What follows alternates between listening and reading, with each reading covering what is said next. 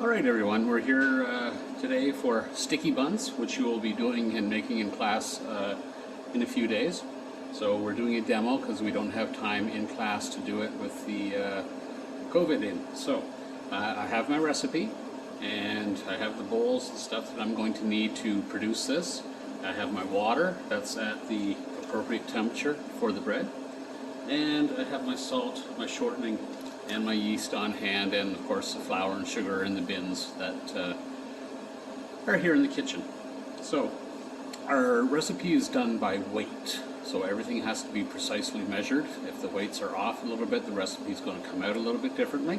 So we're using weights today, and I'm going to show you how to use the scale. And we're here at the demo table in the Caltech lab, and so here we go. So first of all, I need 500 grams of flour. So I'm going to put the bowl on top, the empty bowl on top of the scale that I'm going to measure the flour with, and I'm going to turn that on, and that will read as 0 because the bowl is on the scale, and it will tare, T-A-R-E, to 0. So now I've got to find 500 grams of flour to get in there. So I just got to go get the bin, and I'll be right over.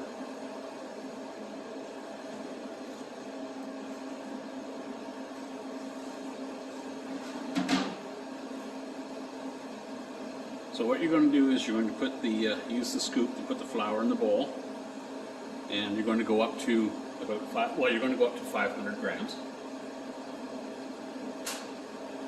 And we're currently at 130. Now we're at 356. So this one should do it. Probably won't need all of it. So 496, 498. 500 grams, all right? So our flour is measured, and that's all that we're going to need for the flour.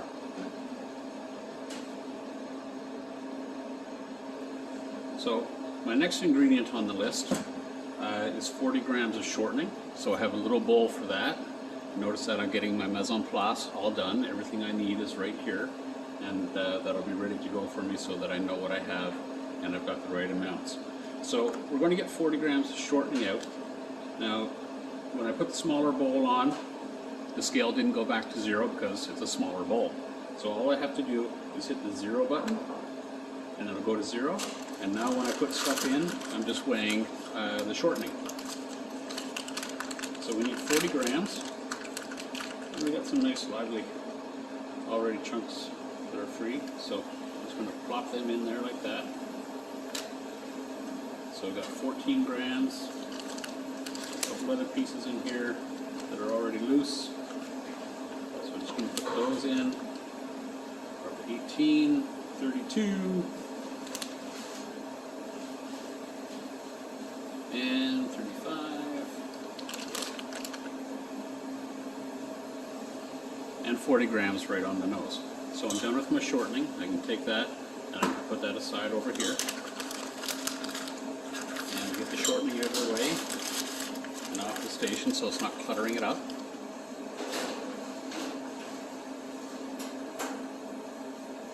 Alright, so now I need 40 grams of white sugar. So I'm going to get my bowl for sugar over here. It's the same style bowl that I use for the shortening, so I'm not going to have to reset in this case. Alright, so again, I've got to go get the scoop for the sugar, bring that over, and we'll get 40 grams of sugar in that.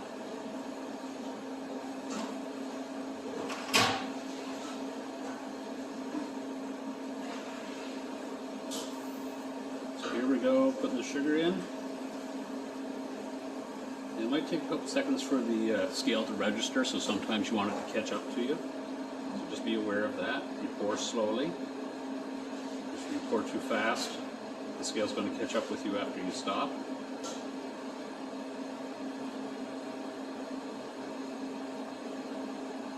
And we're at 40 grams of sugar.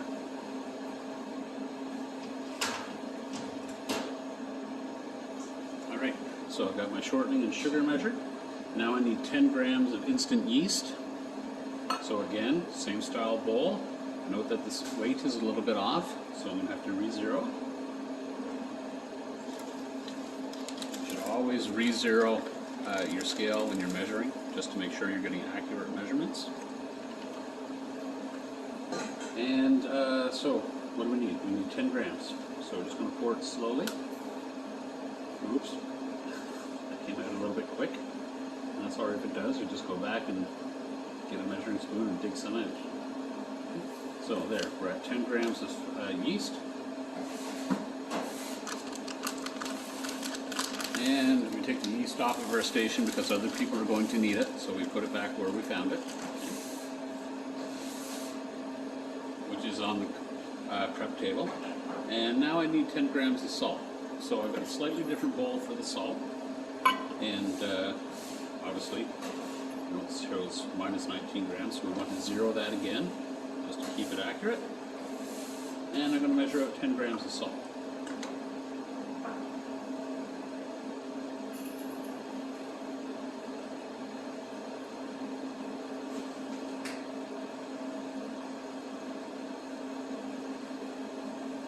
Okay, so now we have 10 grams of salt. So I have all my dry ingredients ready. Put those over there.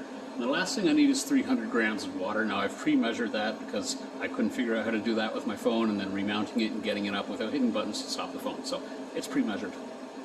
Okay, but you can see that, where is it here? Here we are. That's our 300 grams. We're at about 105 degrees for that water, and that'll allow the yeast to grow happily. So that's ready to go. So our instructions are to measure all dry ingredients, which we've done. We're going to make a well in the dry ingredients and add small amounts of warm water and milk. So I've got my mise en place done. At this point you would say, Mr. Hall, we have our mise en place done. And I would come over, take a look at it, be able to see that you've got your sugar, your salt, your yeast, your shortening, and your flour ready to go. And then I'll say, you're either good to go or you forgot something. All right? So I have permission to, according to the recipe, to mix all my dry ingredients together. So I'm going to put them all in there. And I'm going to get rid of those bowls so they don't clutter up my station. Now I've also read ahead a little bit in the recipe. I also have my oil ready.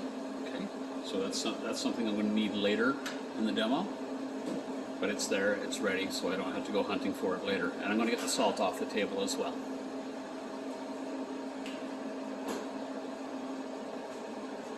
And get rid of the scale because we no longer need it. Alright, so we've measured all dry ingredients. We've got our dry ingredients put together. Everything except for the shortening, so we'll get that in there as well.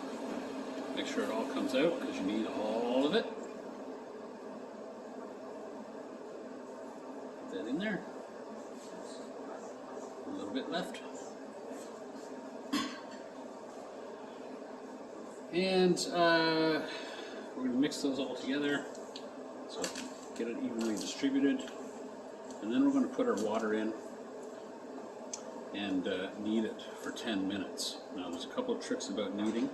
My grandmother taught me how to do this, and she would say always keep one hand out of the mix, and that's to save yourself if you've got to extract yourself to go answer the phone, that sort of thing. And to pull the dough off your other hand. If you get both hands in there, it's going to be an awful mess. So we just go in with one hand, break up the shortening a little bit, and then we're going to make a well, and we're going to pour the water in slowly. And in this case, we are going to use our hand. You might want to start with a fork, but you're going to have to end up using your hand eventually, so you might as well jump in.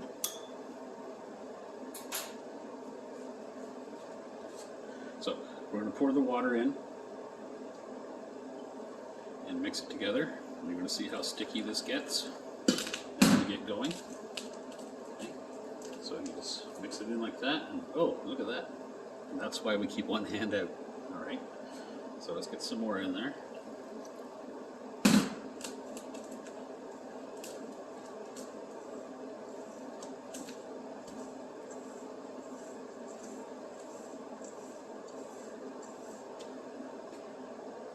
More in.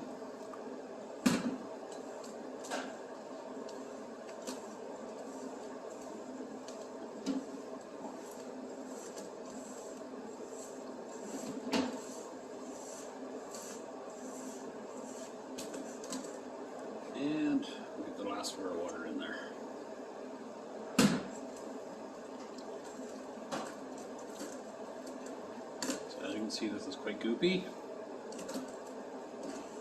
Get into the bottom of the bowl, get that flour and other ingredients that are mixed up on the bottom and not quite incorporated yet. All right, and so now we're at the point where we're going to start kneading the dough. So it says we're going to have to knead for 10 minutes. So you're going to want to set a timer for 10 minutes. And you're going to have to knead it about once a second for every 10 minutes. Okay? If you don't do that, you won't develop the gluten well. It's not going to hold the gases that come from the yeast, and your bread won't rise. So once you get going on it, you can't really stop. All right? So I'm going to go get my timer, and we'll set it for 10 minutes, and we'll get started on the kneading.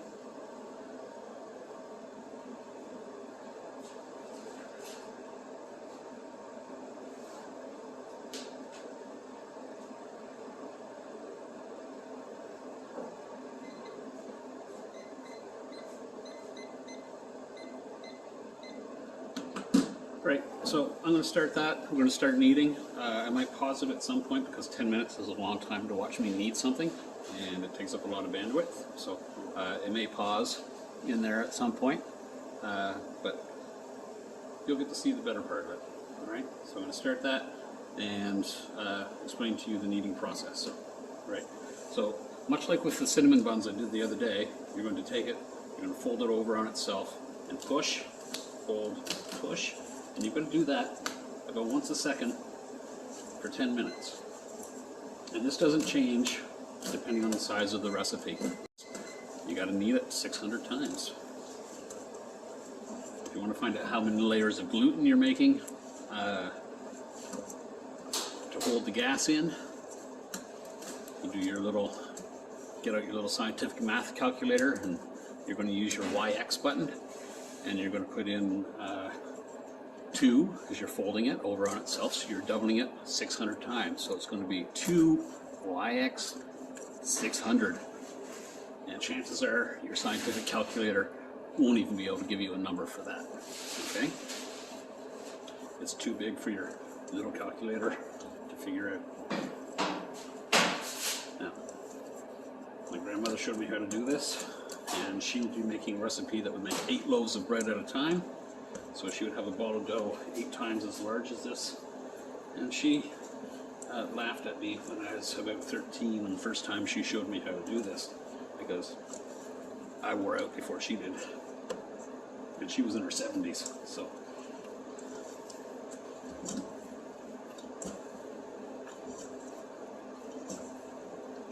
And once you get it kneading, if you've got the mixture right and haven't got it too wet, it stops sticking a lot. If you haven't got it too dry, it picks up all the flour, which is where we're at right now. This looks to be just about right. And I still have about 8 minutes to go on this. So I'm going to pause it, and when I notice a change in the dough or something that I think you might find interesting, I'll unpause it and come back to you. Alright, so I just got to find my pause button. There it is. Here we are at the 5-minute mark, and still kneading. You can see that the consistency of the dough has changed quite a bit. It's not sticking at all. So we're just maintaining that knead for about another 5 minutes to make sure that it's going to hold the gases so we don't get a flat piece of bread. So I'm going to pause it again and unpause it when we get towards the end.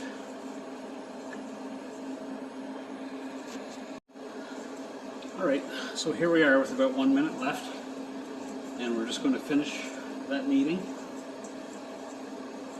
And again, if you've done your recipe right, by this point the dough is definitely not sticking to the bowl.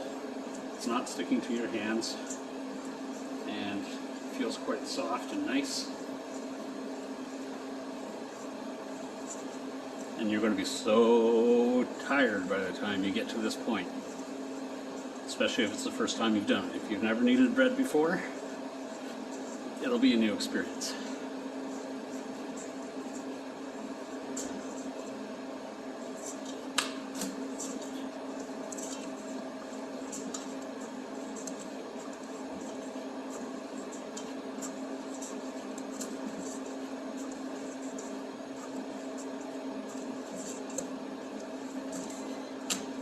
Alright, so that's our permission to stop.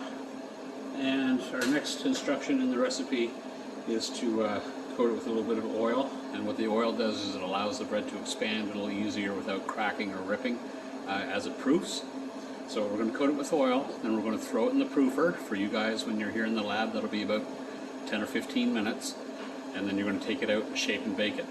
Or shape it, proof it again, and then bake it, right? So we're just going to take a little bit of oil, pour it on the dough, or on your hand, and then just rub it all over the dough so the surface of the dough will stay nice and moist and not dry out on you. Okay? And you're going to put that in the proofer, and in about 10 minutes, 15 minutes, it'll be ready for you to put it in the shape that you want, and we'll go from there. Okay? See you in a bit when that's done proofing. Alright, welcome back. The dough has doubled in size as a result of our proofing. So what we're going to do now is divide it up into the proper portions. Okay? So, the instruction is to punch down, roll the dough into a rectangle, spread with margarine, sprinkle with the brown sugar and cinnamon mixture, which I have over here. Okay? And punch down. Well, that's what you do. Punch it down. And it starts to collapse a little bit. So you can just crush it down a little bit. So you get all the air bubbles out of it. And you'll hear them pop as you do that. You don't want to do it too much, but just enough to get the big ones to pop. Okay? So now we've got our dough out on the table. And as it said, we're going to roll it out into a rectangle. So I have my rolling pin here.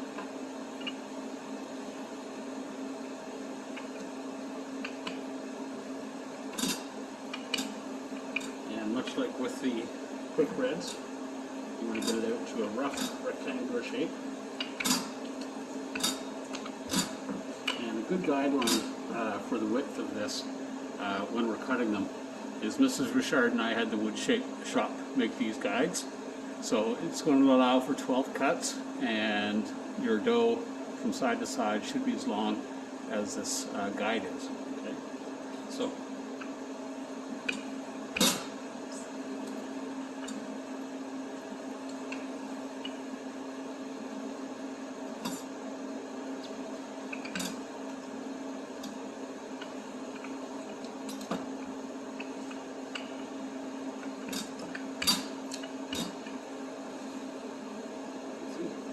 you can see that's about the right size. I just want to square the corners up a little bit. So our end rolls are the same size as the rest of them. And you can stretch it out this way a bit more, that's fine. It's just got to meet the width of this.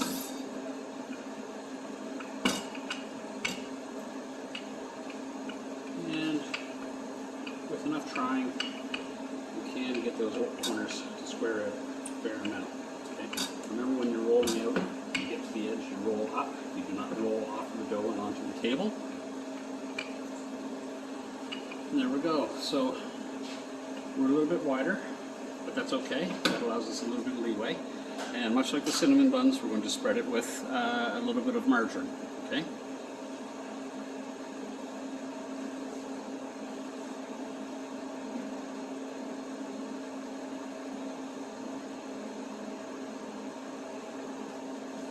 As I told you with the cinnamon rolls, the margarine is just to make the cinnamon sugar mixture stick.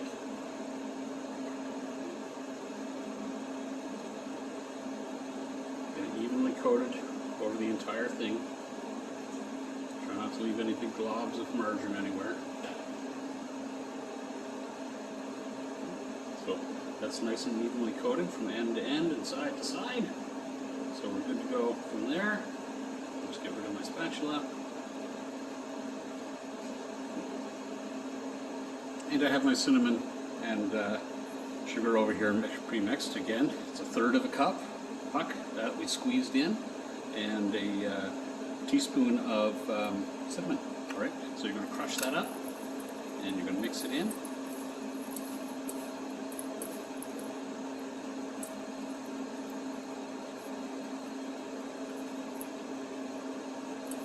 Remember to get all the big chunks out. You don't want anybody getting a big chunk another cinnamon bun and breaking a tooth off.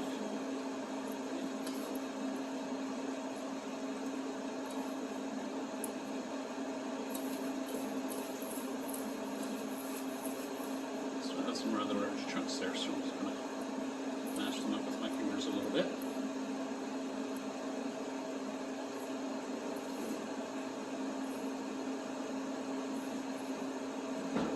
And then we're going to spread it over top of the dough.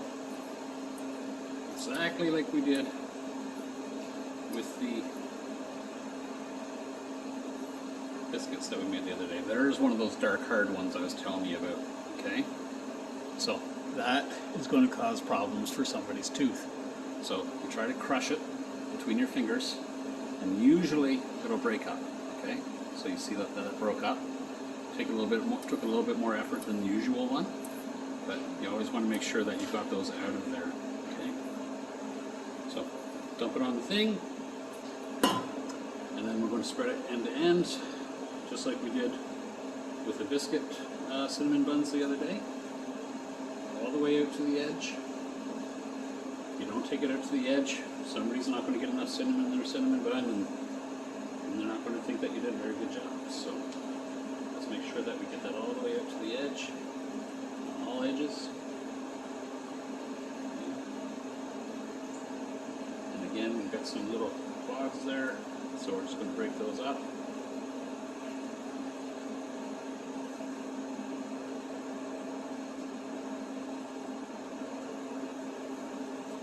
You know, you can gather a little bit of excess around the outside and put it back in the center if you wish. And I'm just going to roll these up from the long edge.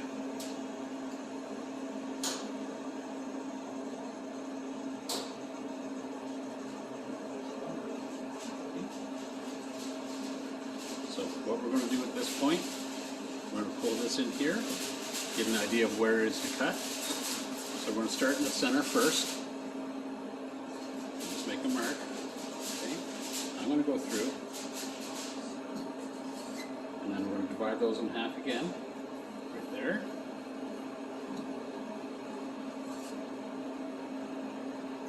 And in half again. So we have those 3 equal rolls, and we're going to subdivide each one of those into 3, okay?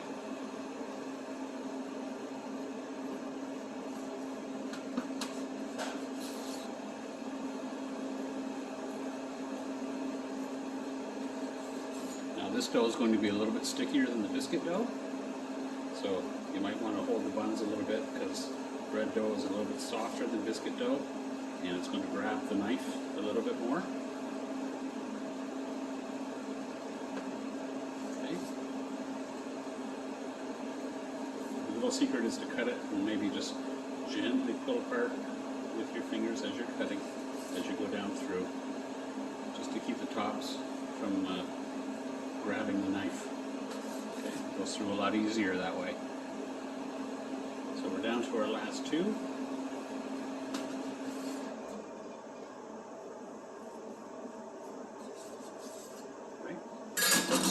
Bring our things over. Now remember, when you guys are making them in class, these are going to be sold to people, so we want them to look as good as they possibly can. So we cut them with the guide, and we put the ugly ends up from the end pieces, okay? And don't put the end pieces down at the same end, because they're going to be a little bit smaller just because of the way they are. So just space them out. And our other end piece that looks a little bit strange will be down at this end, so it's not next door to its conspicuous neighbor. Okay, and makes them look a little more evenly spaced out. And when we get this done, we're going to put this in the proofer again, and again it will be for about 10 or 15 minutes. And you're going to let that happen. And when the time the proofer is up, you're going to put them in the oven. Okay. Notice that I'm leaving a little bit of space between them because, like the biscuit dough cinnamon buns, they are going to expand quite a bit. We don't want them all crushed in at one thing. We got them nice spaced out, 4 by 3, because it's a nice pack of a dozen. And they're ready to proof for another few minutes. So come back when the proofing is done. I'll show you what they look like, and then we'll get them in the oven. Okay, so when they come out of the proofer, they should look something like that, all right? So these are ready to go in the oven at this point, and we're going to put them in the oven for 25 minutes at 350 degrees Fahrenheit. So remember to set your timer, and if it's set to a different time, minute and second at the same time, and then you add however minutes you're going to put it in there for. So I'll go stick that in the oven and come back and start that timer.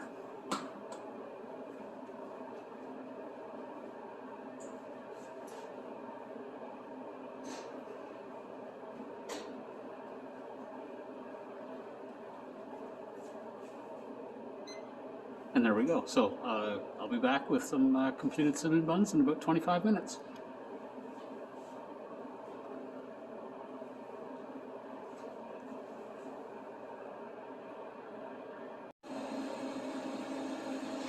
All right, so here's our finished good, and this is what it should look like when you pull it out of the oven. And there we go. Have a good day, everybody. Thanks for coming.